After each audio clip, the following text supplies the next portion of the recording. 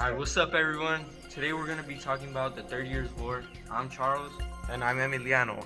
Did you know the primary cause of the 30 Years' War was the actions of Emperor Ferdinand II, this guy right here? In forcing the Protestants into Catholicism, the war ended with the Peace of Westphalia, a treaty that laid boundaries for European countries and recognized territorial sovereignty throughout Europe. The 30 Years' War was a 17th century religious conflict fought primarily in Central Europe. It remains one of the longest and most brutal wars in human history, with more than 8 million casualties resulting from military battles as well as famine and disease. Caused by the conflict overall, this was a devastating war for Europe and its population. Alright. In 1618, Bohemia had a protest and revolt, but Ferdinand was a Catholic, so he sent his army. The Bohemians were aided by many states like Transylvania and the Netherlands.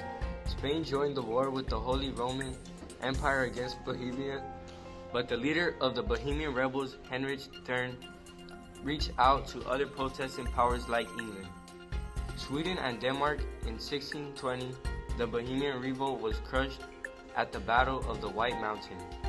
The sporadic phase of the war was over in 1625, when the final uprisings were put down. Thank you.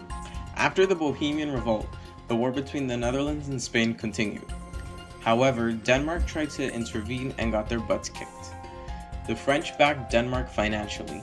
Sweden intervened in the war out of fears of a strong Catholic empire, and they were successful, unlike Denmark.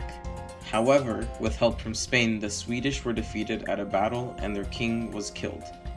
In 1635, the Peace of Prague was signed, and Saxony and Brandenburg in Prussia left the war, which just left Sweden. In 1635, France declared war on Spain, and in the next year, 1636, France declared war on the Holy Roman Empire.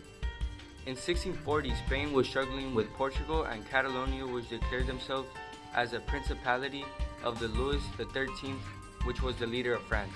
Also, in 1642, Cardinal Richelieu died, and so did King Louis XIII, which left France with a child king. There was an important French victory at Rocroi. After the battle, delegates began discussing peace talks.